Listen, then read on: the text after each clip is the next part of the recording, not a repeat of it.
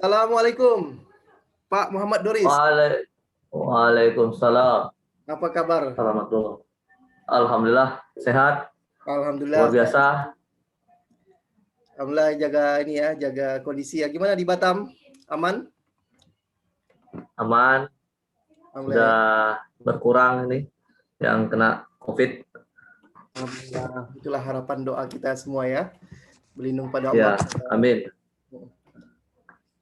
Ya, terima kasih banyak nih Bro Doris telah menyempatkan waktunya yang sibuk luar biasa untuk hadir di podcast collab Muhammad Momon ini. Ya, Ya, kita cuma mau bincang-bincang santai aja, mau minta ilmunya, mau minta sharingnya lah, sharing-sharing oke. pengalaman Bro Doris selama menjalani posisi IT ya, IT eksekutif di berbagai pabrik di Pulau Batam, dan katanya sempat ini juga ya, support Singapura juga, dan ngedosen juga Bro Doris. Ya, betul. Oh iya. Dosen praktisi IT. Oh, itu dia. Ini yang kita mau dengar nih. Mungkin khalayak podcast saya ini mau dengar. Kebanyakan nih pendengar podcast saya mahasiswa IT yang mau lulus. Jadi mereka curious nih, gimana sih nanti prospek kerja di IT? Gimana sih yang udah ngejalan itu seperti apa gitu. Oh iya. Ya. Mereka di area mana? Mahasiswa saya ada mahasiswa dari PCR, kita ada link ke PCR, ada link ke AMIK, Mitra Agama Duri. Jadi kita ada semacam society gitu ya, komunitas IT. Nah, mungkin kalau saya udah kenal ya, tapi mungkin pemirsa kita belum kenal nih. Mungkin perkenalan diri dulu, Bro Muhammad Doris. Oke. Singkat. Ya. Ya, perkenalkan, nama saya Muhammad Doris, bisa dipanggil Doris. Lahir di Duri, ya, di Duri, Riau. Bulan Maret tahun 84.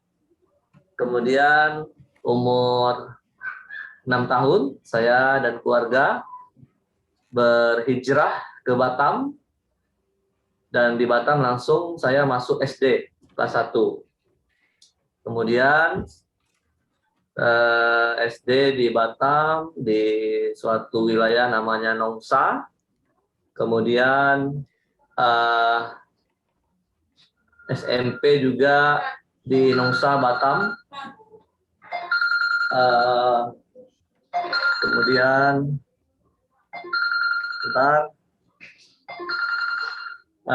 SMA di Pekanbaru, ya, di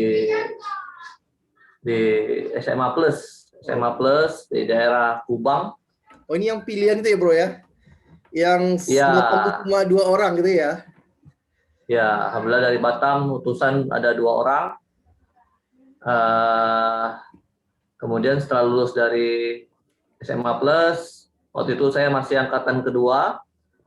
Banyak juga teman-teman yang setelah lulus masuk ke dapat beasiswa Ya. dan masuk ke PCR, ya, Politeknik Kalteng Riau. Karena sama-sama disubsidi oleh RAPP ya, waktu itu RAPP dan Indah Kiat ya, Indah Kiat.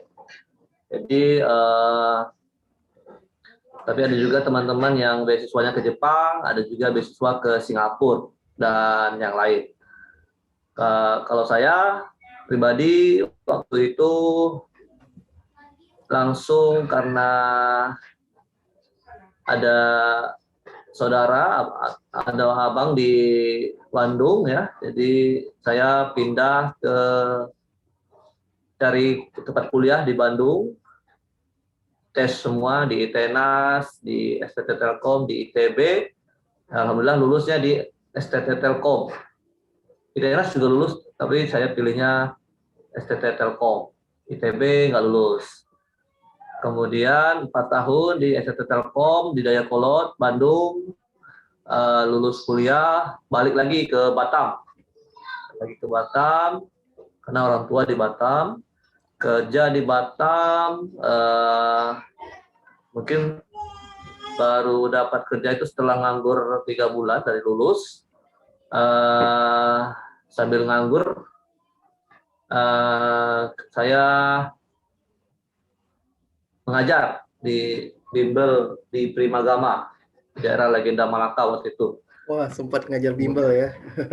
Iya, Luar biasa ngisi ini. waktu, iya, bahasa Inggris, ngajar matematika untuk anak SMA. Jadi setelah itu barulah diterima kerja, mengajarnya di stop karena mepet waktunya. Yang ngajar jam 6, pulang kerja jam 5. Terlalu mepet.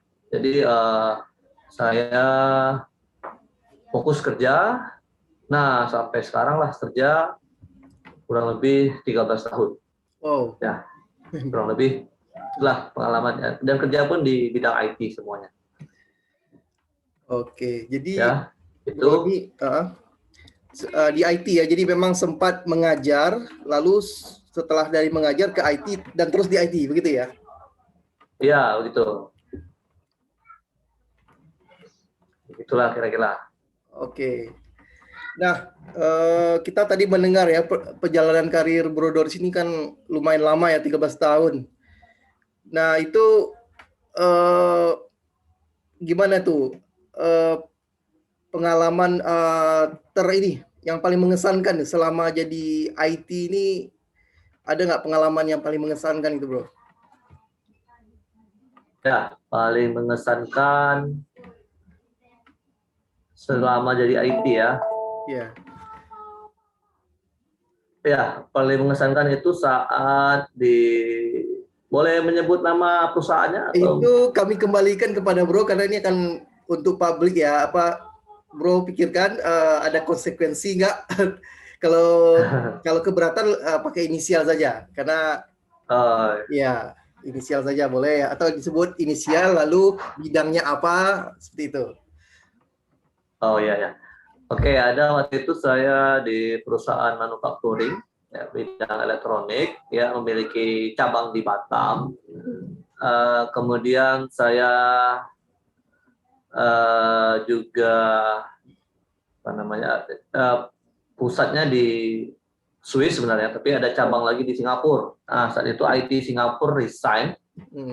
Jadi saat itulah saya perbantukan untuk menjadi IT juga di Singapura selama sebulan. Jadi kurang lebih 2 hari di Singapura, 3 hari di Batam, tiap minggu gitu ya. Bolak-balik Singapura Batam sampai selama kurang lebih 2 bulan. Dan pernah ditawarkan juga untuk bekerja di sana sebagai expat lah ya, dengan gaji yang lumayan, gaji dolar. Wow, USD Ya, tapi tinggi ya, Singapura dolar. 10.000 juga tuh, Bro. Ya. 10.000 juga Ya. itu kan, walaupun Singapura. 10.000 apa tuh? Bukan, $1 10.000 kan? Oh ya, waktu itu sepertinya sudah 9.000 10.000. 9.000 ya, oke. Ya 10.000. Nah, tapi karena kayak di Singapura Ministry of Manpower-nya MOM atau Departemen Tenaga Kerjanya agak ketat ya untuk orang Indonesia mungkin, jadi tidak diizinkan, tidak jebol lah ya, not eligible begitu katanya. Jadi ya tidak jadilah ke sana. Jadi mereka malah hire IT dari Malaysia, orang Malaysia yang jebol jadinya. Oke, itu mungkin yang berkesan. Iya, jadi itu ini ya sangat menarik sih karena kita sebagai IT Indonesia gitu juga dilirik ya oleh negara luar gitu, Singapura, karena kompetensinya pun tidak kalah ya, tidak kalah dengan mungkin mereka ada lulusan Nanyang University juga gitu kan. Mungkin secara teknikal waktu itu sudah masuk ya speknya karena perusahaan ini udah perusahaannya udah ngasih lampu hijau. Itu masalahnya ada dokumen ya. Justru faktor teknikal yang menghalanginya. Iya, benar sekali.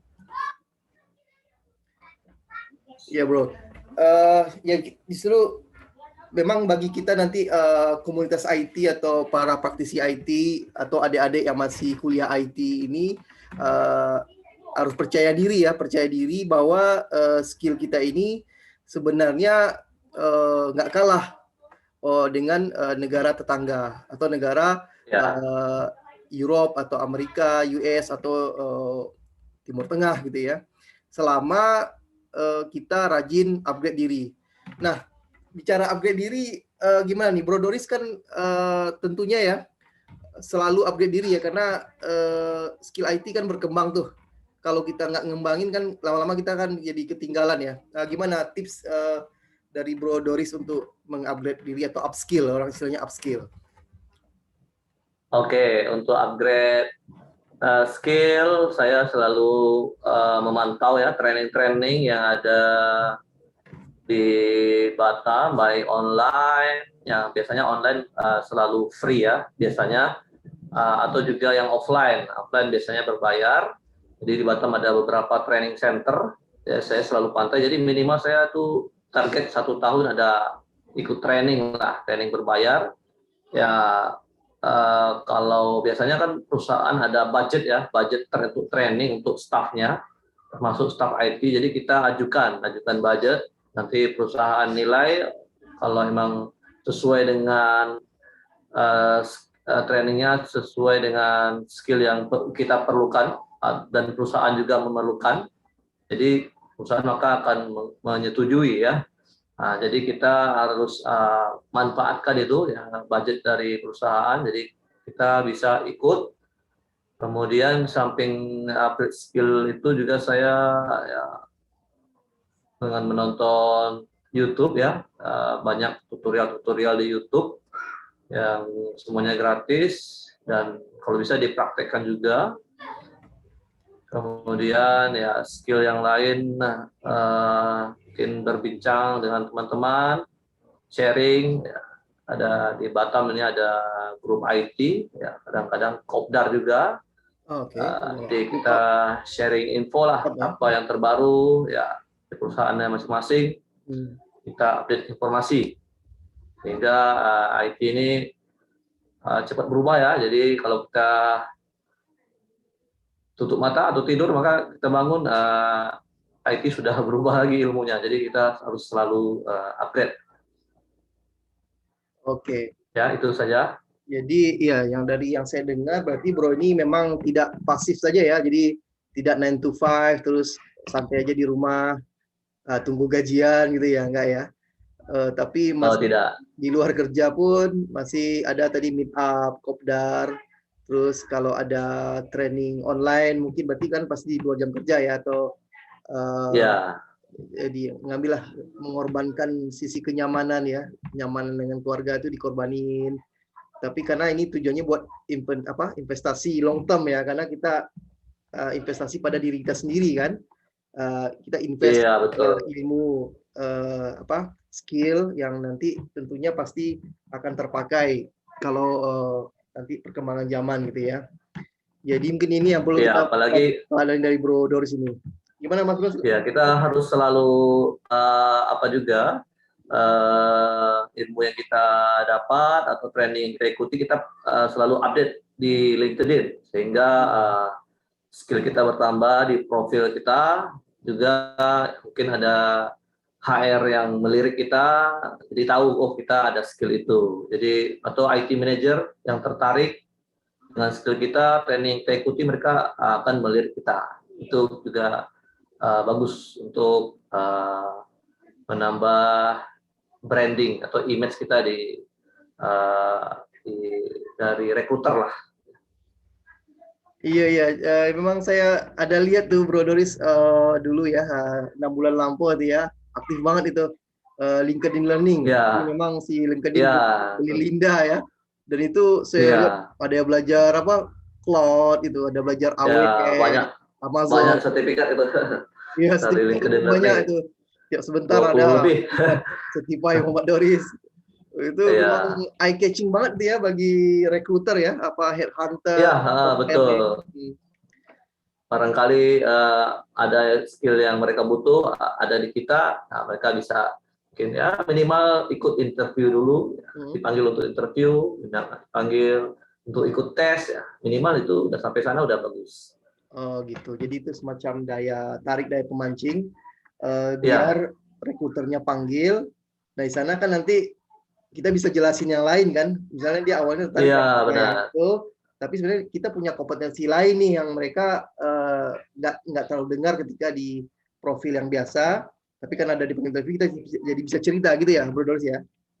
Iya, kurang lebih begitu. Jadi yang penting mereka interest dulu sama kita. Nanti kalau sudah interview udah kita mainkan semua trik-trik ya, biar mereka lebih tertarik lagi dan meng-hire kita akhirnya. Oke, jadi gitu ya. Berarti memang nih kaula muda nih ya, kaula muda IT nih yang masih kuliah nih, masih tugas akhir. Nih dengerin Pak dosen nih, Pak dosen Doris nih. Itu tipsnya dia. Jadi dia nggak berleha-leha dia. Oh Eh, ya, saya malam juga ngajar dosen di Politeknik, jadi dosen praktisi. ah, Jadi sambil siangnya kerja, malam mengajar. Kadang dari jam 7 sampai jam 10, nah itu mengajar. Itu nggak tiap hari sih, paling kemarin Senin sama Rabu ngajarnya. Jadi part time lah, dosen part time. oh, jadi bisa nggak atur waktu lah ya. Karena Ya, belajarnya fleksibel, terus lokasinya pun nggak jauh mungkin ya dari rumah dan ya, apalagi sekarang online ya, ya. masih online. Dan karena pandemi pun sekarang sekolah udah didorong buat online semua, hampir Ya, semuanya daring online sehingga sangat memungkinkan untuk ya. mengajar tanpa harus berpindah lokasi gitu ya. Betul betul Jadi Bro Doris betul memandang sekali. mengajar ini apakah salah satu cara untuk meningkatkan ilmu atau bagaimana? Oh, itu menjaga ilmu juga. Jadi Menjaga kita ya.